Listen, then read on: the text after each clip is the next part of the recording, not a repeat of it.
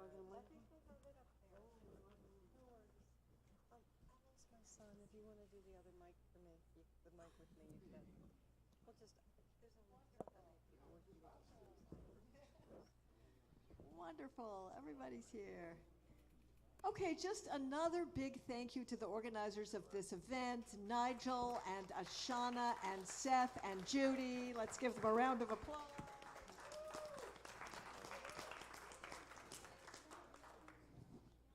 We're going to take about 40 minutes for this now. Each of these folks is going to do up to 5 minutes of introduction and sharing some of their perspective, and they chose the order because nobody wanted to go first, and Solomon was the one who stepped forward and said he was willing to do that.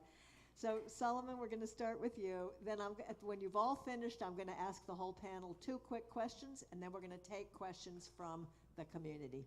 Solomon, over to you. I'll give you a 1-minute warning. Okay. My name's Solomon Billenkoff. I'm sort of like a freelance film editor, like kind of like film, TV kind of enthusiast. I think I'm really interested in the intersection of sort of genre and politics and how we respond as audiences and what kind of lessons we take away from what we're watching. And I think with this film, I think that there's like a I don't know. So I sort of come from a Jewish, formerly Zionist family. The family is not formerly Zionist. I'm formerly Zionist. And just I think that what struck me about this film, in Hebrew school, we're taught to have so much reverence for the Holocaust and the trauma of sort of our ancestors. And what I really appreciate about this film is how confrontational it is and how much it sort of commands that sort of that kind of reverence, like challenging you to look away, challenging you to keep your eyes open, making it, and in a room full of people, it really feels like it has this kind of power to it. And yeah, I don't know if I have anything else to say right now, but yeah. That's great. Thank you. Thank you. Solomon, do you want to say your whole name so people can know? Oh yeah, so my name's Solomon Billenkoff. And are you part of a group that you're representing today? Oh, I'm with Jewish Voice for Peace. Thank you. Yeah. Let's a round of applause for Solomon for sharing with us. And Ethan is next. You can introduce yourself and take up to 5 minutes. Yes, I am Ethan Cohen. I'm coming to you also from the Philadelphia chapter of Jewish Voice for Peace, JVP, the largest Jewish anti-Zionist organization in the world. I'm a grad student at Temple University studying history. My paternal family is Egyptian Jews. My maternal family is Ashkenazi. There's not much to say. There's maybe 50 documentaries on this issue, and clearly it's a very severe crime against humanity going on. 2 things stuck with me that I'll flag. Number one, that Israel does not seem to be exceptional to me at all. In fact, watching the documentary, I felt quite at home. Not to say that it's the same, but this country, we have our incredibly militarized, brutal wall. We have a super intense hatred of the immigrants coming to this country, so we are not strangers to hating people of color, and we're not strangers to torture in prison, or any kind of torture or any kind of prison. And a lot of us maybe have been opposing the Iraq War and maybe are old enough that they opposed the Vietnam War, but as a country we still totally have not really, I don't know if reconciled is the right word, but sort of come to terms with the amazing violence that we carried out in those places. Hundreds of thousands of people died in Iraq, millions of people died in Vietnam, and I'm not even going to touch the question of Native Americans and how it's very unnatural that our country stretches all the way to California. It was a very violent process that you all know about. So watching this film, I felt actually quite at home, which is unfortunate. The second thing that I'll flag is there was a lot of hope in this movie, and there was a lot of hopelessness. I've been organizing as an anti-Zionist for exactly 10 years, and I'm going to keep doing it, but at the same time, I really feel that we're literally accomplishing nothing in some ways. We're changing a lot, and we're also changing nothing at all. If you told me that all the organizing that, say, JVP has been doing since October has saved 3 lives, I would honestly be shocked. It's obvious that Palestinians and a handful of Israeli and international folks, mostly women, are doing almost all of the labor that's making any difference. Thank you, Ethan.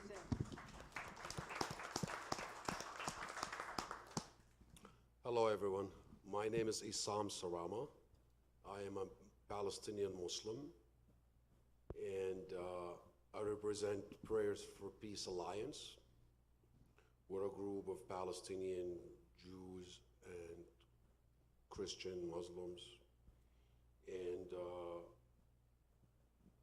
the movie really showed exactly what really goes on over there. We need to keep talking about Palestine, and the massacres must stop. We're close to 40,000 dead in Gaza, and if we stop talking, the most important thing, change would come from this country. We need to keep talking to politicians, trying to meet with them, trying to protest things they do. Stop the weaponry, keeps going there. And I want to see peace in Palestine and Israel. I want both people to live in peace together, and it can happen.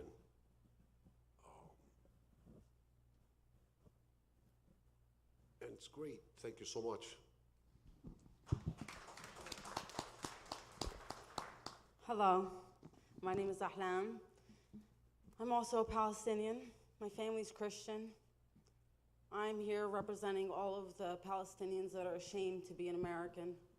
I was born here. I spent my whole life being so proud to be born here. I can't even put into words how ashamed I am. I kept asking God, why would you send me to these places to speak? I'm nobody. He keeps telling me everybody is somebody. There are no nobodies. Every single kid that's dying matters. Every single person is somebody. Even here in America, we're all somebody. Each of you has the opportunity to change this. And we all feel like, oh, somebody else can do it. I have to do it. You have to do it. We have to do it. It's only going to get worse.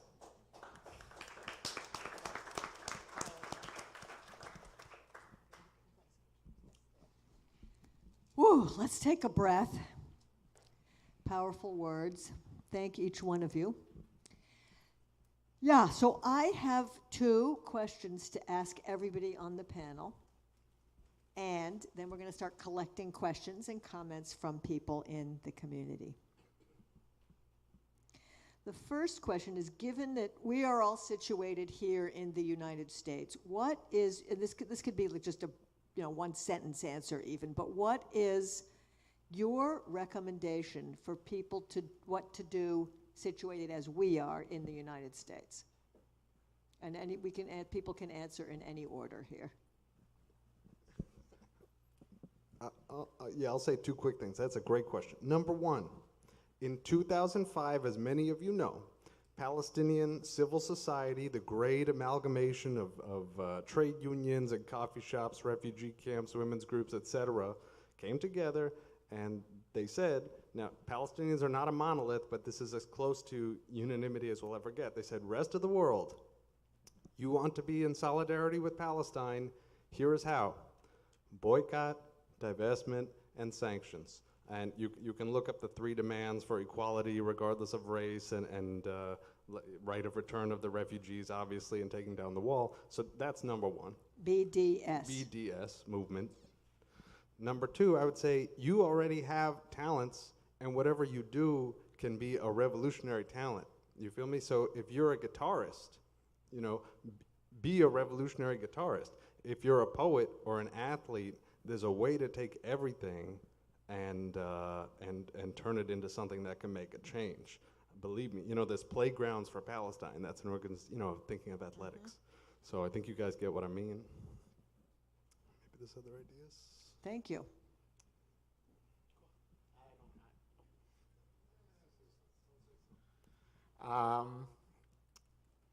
Yeah, I mean, I think I would have to agree with what Ethan said. I mean, I think for sort of, it's a struggle because it's just so, it's really, there's a lot of cognitive dissonance. But I think that thing that you just said, the second thing you said about bringing what you can to the struggle, contributing in ways that you know that you can. We all have strengths. We all have weaknesses. I think about where you can offer your talents, your expertise, and what you're passionate about, like what kind of medium you're passionate about. Yeah, that's what I have right now.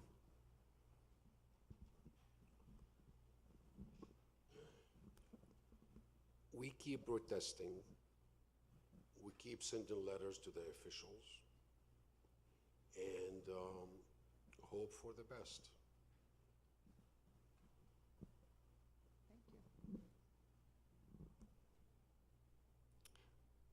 I do think that money is the strongest way we can influence anything that is happening over there. These companies need our money to survive. Israel needs our money to survive. Israel needs America to survive. They need Americans to go to work and pay their taxes and do what they're supposed to do to survive, or they won't. People need to be strong enough to say, my money is not going over there. I don't need that Starbucks drink. I don't need that McDonald's. They're getting the money from you, from me. We all have blood on our hands. Every single person in this room has blood on their hands. I can't wash it off.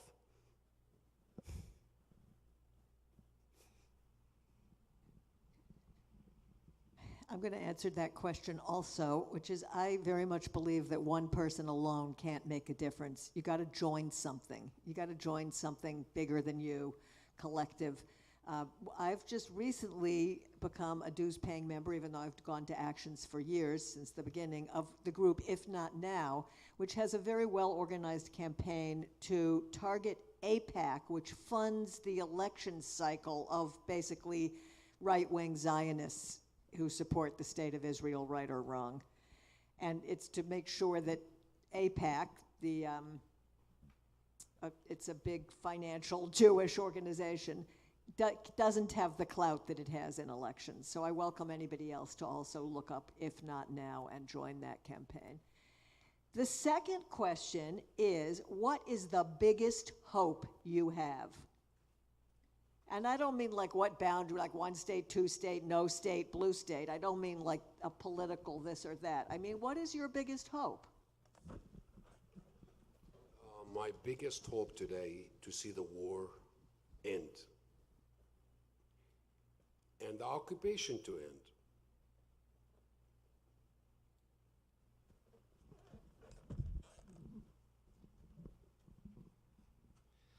I think a free,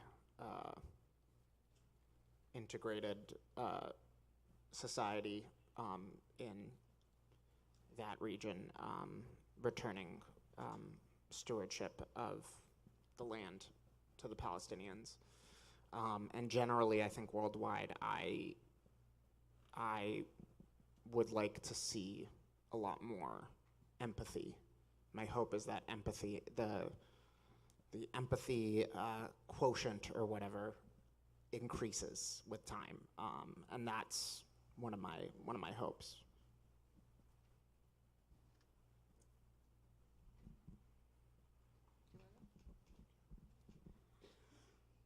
My biggest hope is that Americans take advantage of the freedom, the luxuries that we have here that no one else has. We have the opportunity to stand up and change things, and most people are too busy to pay attention.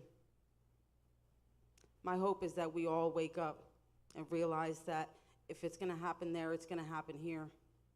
It's only a matter of time before it comes here. And it won't be the Palestinians that come here and do it. It will be someone else. And the whole world is going to rejoice when we fall. If we don't stand up, nobody will be left to stand up. Americans are the key.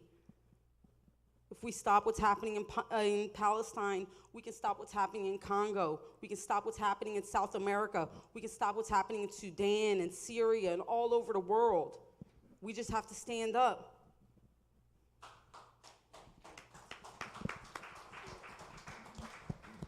If you had asked anyone in 1952, will Algeria someday be independent from France? Literally nobody, even the most visionary Algerian would have even understood the question. They said, maybe we'll have a little more autonomy, a little more respect.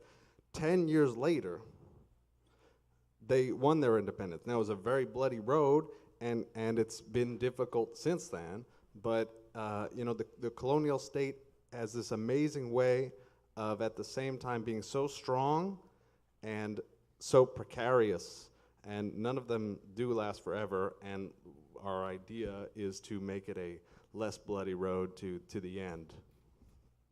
Amen. Okay, thank you. And now we're going to turn to the community. We're going to collect 3 questions at a time, and there's a mic that will be run around to you. You could either make a comment, you could make a question, but take about a minute so that everybody gets a chance and the panelists can engage. I'll call on people if you want to raise a hand. There's a hand in the back there.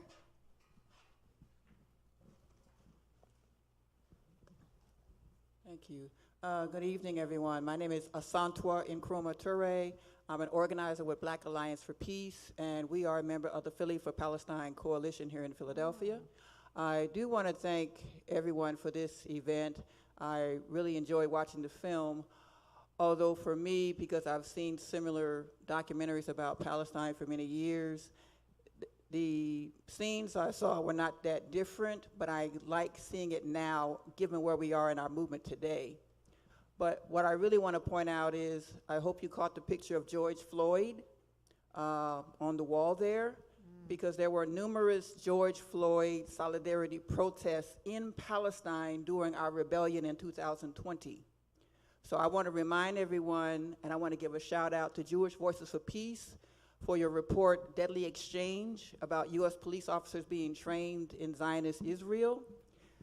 I urge you to pay attention to similar cop cities happening across this country, even now in small towns, and pay close attention to Cop City, the campaign against Cop City in Atlanta, because it's going to get messy, y'all. Oh, wow. And I'm just going to be very frank with you. We have folks, some of my people, black folks, that are embarrassing. The mayor of Atlanta is full throttle for Cop City. And we, the campaign, the organizers, we're going to shut it down. And once we shut that down, it's not going to be another Cop City anywhere else in this country. So stay tuned. Woo! Okay, and let's see, who else wants to hear this? There's a hand way over here. Yeah.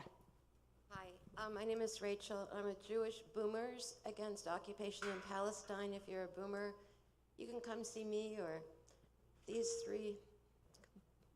Yeah, raise your hand. three of us, the three others of us here, another one. Jewish Boomers Against Occupation in Palestine, and also I'm on the core committee of Not Now. I want to follow up on what Ethan said.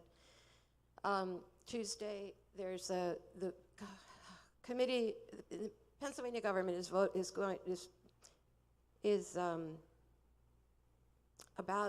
potentially about to pass a Stand with Israel Act. Are there people who don't know what that is?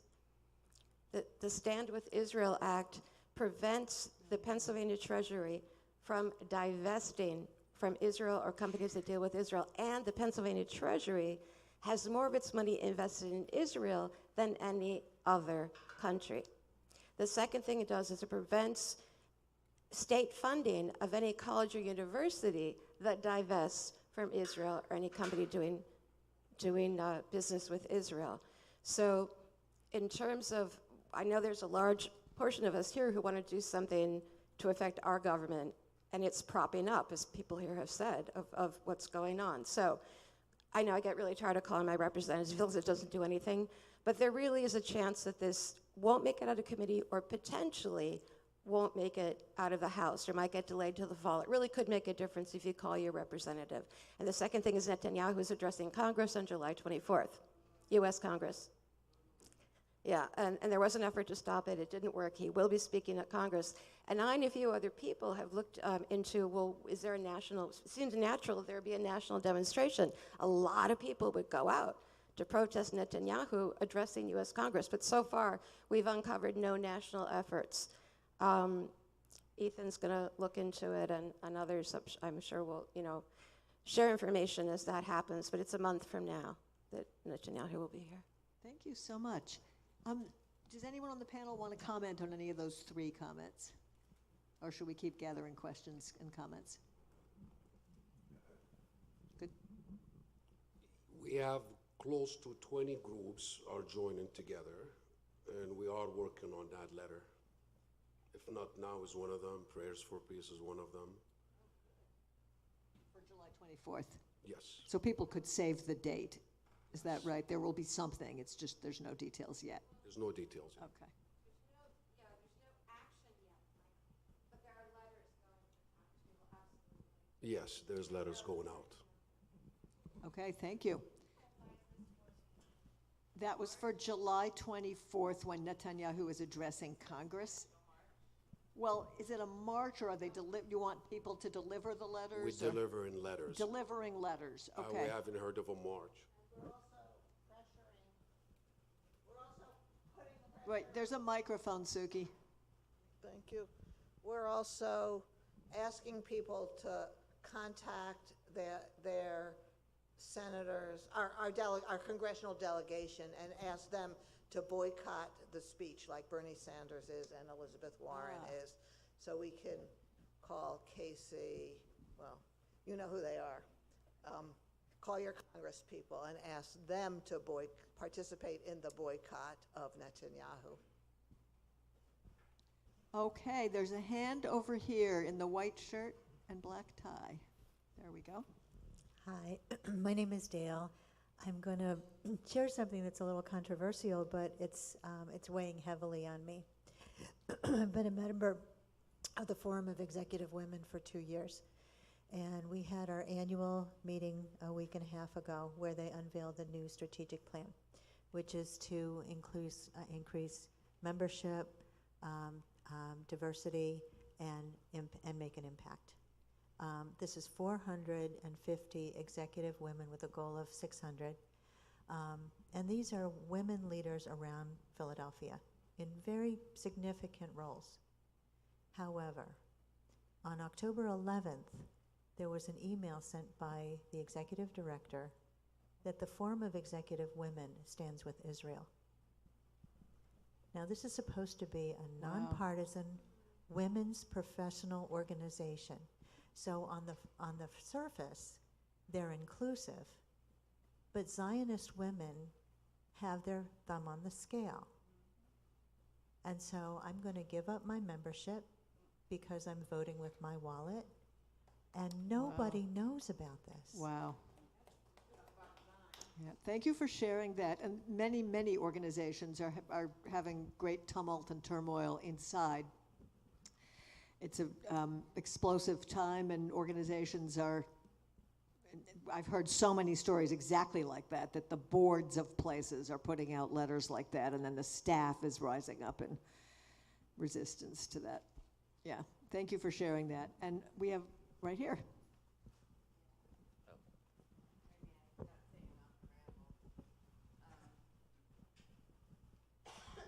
Hi, I'm Elizabeth. I'm an artist in Germantown, and this is like a huge philosophical question. What do you do without the economic power? I mean, we're fighting this economic power, this military power.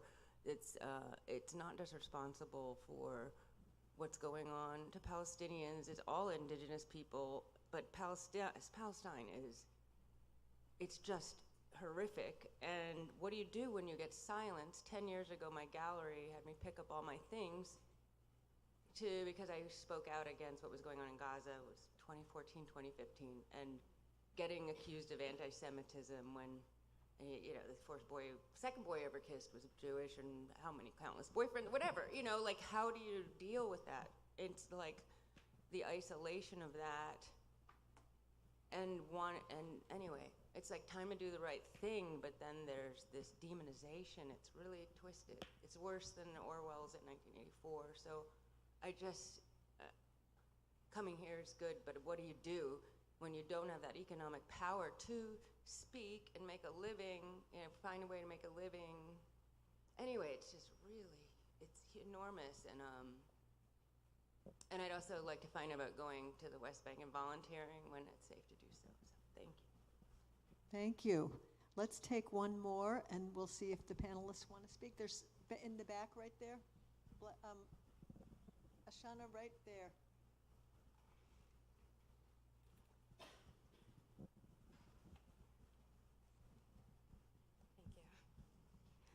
Hi, my name is Simi. I'm an artist, a theater and film artist, and I'm actually feeling called to share a story. The last time I was in Palestine, I was on a congressional staff delegation representing the 3rd District. Representative Evans had his chief of staff, and I was there as a constituent, and we were in Al-Walaja, which was represented in the documentary, and I kept actually waiting for the documentary to highlight that one of the oldest olive trees in the world is in Al-Walaja. So I want to just really actually bring olive trees in the room, olive trees in Palestine in the room. And while we were there, we were standing on a rooftop and we were looking at the valley, and we were hearing stories and also witnessing where there were home demolitions this is a town that's in between Bethlehem and Jerusalem, and so it's the quote unquote green line runs through the valley, and so this olive tree is kind of in no man's land, so to speak. And what ended up happening to me, I'm a spiritual person who's really into energetics and connection with land and energy, and I tuned out of the human circumstance around me, and heard the olive tree actually call me over, and I couldn't physically go there, but I was like, okay, yeah, I can't go to you, but what do you want to say to me? And so what I heard very clearly, what I received very clearly from this very ancient olive tree who has witnessed everything in that land was, love the land, love the people, love yourself. And so this is the teaching of olive trees that I want to bring into the room, is to love yourself, to love the people, and to love the land that feeds the people, and that the governing bodies of the land do not represent the spirit of the land. And that's an important distinction for me to carry me through my activism, through my grief, and through my expression of the world that I would like to see, which is a free Palestine and a right of return for Palestinians to hug their olive trees again. Thank you so much. Any panelists want to respond to that set of questions or comments? Any of the last few comments that people have made? You had the olive trees, and then we had just despair at whether change is possible. Well, in a nutshell, but you said a lot. And Is change is possible. is change possible? Like, it's hard. And we had one more. If there is really government change, their attitude. I have met Israeli people, they want peace. And I met some, they don't want peace. But it's all about the leadership. Their leadership is so, I'm going to say it the normal way, screwed up in the brain that the change has to come from the government that can be voted in next time. That's it. But Netanyahu being in power, we never know change is going to happen. Yeah. The mic. Yeah, I mean, I think it's definitely possible. I think creating the state of Israel was like a mammoth endeavor, and if that could be done, then just not killing people can be done. I mean, like, it took so much effort to ship millions of people, okay, there. It took so much effort to expel 3/4 of the indigenous population, and then, you know, to build the industry, and, you know, the myth of the startup nation is kind of true if you ignore some things. So the fact that they built this country in 50 years, that's really well, if that can be done, then yeah, I think it's pretty clear that we could just do simpler things like Something else could be done. yeah, I mean, like so yeah, I mean, it's clearly possible, and the question to me, as I said before, is just like, how violent is it going to be, and with events like this, we can try to maybe affect it to be as less violent as possible. We're going to take a last round of question comments. We've got a hand here and one here, and maybe there will be a third at that point. Hi, I'm Anais, and I want to just share that the most powerful takeaway for this experience, and thank you all for being here. This has been amazing. Thank you. The woman who finished at the end, who was supposed to be paralyzed, whose spine was supposed to have become mush. I would like us all to consider the what if, that she used the power of sound to heal her body. And then she used the power of her voice to communicate the power of sound of her life to the rest of us. And what if, I know it's a wild idea, what if,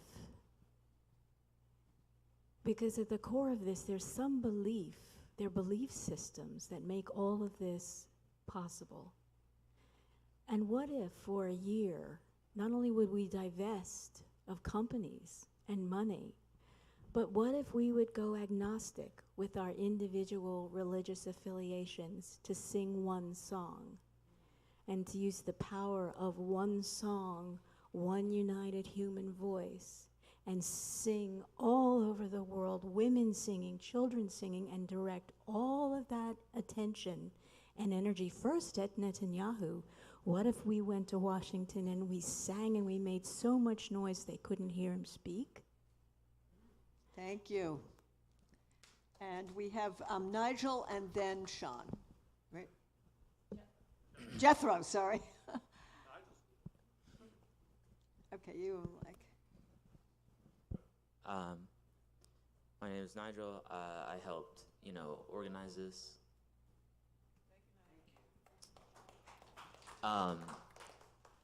And I think I'm probably a bit more, cynical about this, because I know,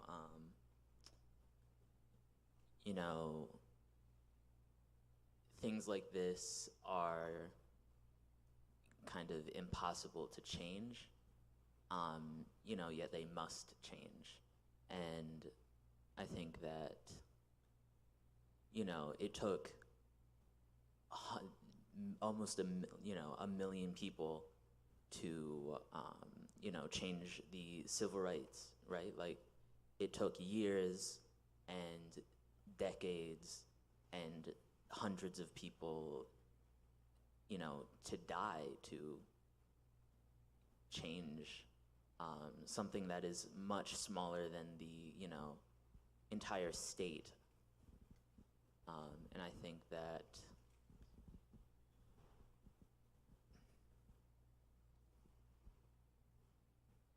I feel like we're approaching this the wrong way. I'm a abolitionist, obviously. I think, you know, the best way to, you know, I keep thinking of this Malcolm X quote, you know, you have a knife in, you know, the backs of the black community, and you take the knife out 6 inches, it's still in there, you know, and many of the time, most people don't want to acknowledge that it's there. The real, you know, fixing of the issue is healing the wounds of, you know, the communities, and I think the only way to do that is by taking the knife out, but also, you know, enacting a broad systemic change. And I feel like that's the only way of doing that is, you know, doing away with the states and power structures that are, you know, used with this, or not, you know, responsible for this. Thank you, Nigel. Thank you. Good response there. You can give the mic to Jethro there. Thank you. I'm Jethro Heiko. I'm currently in the midst of supporting a bunch of teachers in the school district who are being targeted. Thank you. One of them is my daughter's teacher, who's been public, so I think I can use her name, Keziah Ridgway at Northeast High, who's arguably the best history and social studies teacher that the city has. And I actually think the film, I think it's excellent, and I think partly what we need to do because of is to continue to push and actually polarize further by making sure our young people watch films like this in school and force more and more administrators to allow for spaces for young people. And my daughter and 5 of her classmates spoke last on May 30th at the school board where we had a rally and spoke, and they shut down the school board building. Whoa. Not only they shut down the school board, when I went up to go with my daughter into the school district building to testify, it was the first time that she was publicly testifying as a 16-year-old. They wouldn't let me in with her. Eventually I did get in. And I also, there's a whole bunch of other stuff. So if you are a parent of a school district of Philadelphia child, please come and see me. There's an ADL-affiliated organization called the School District of Philadelphia, weird name, Jewish Family Association, that's their full name.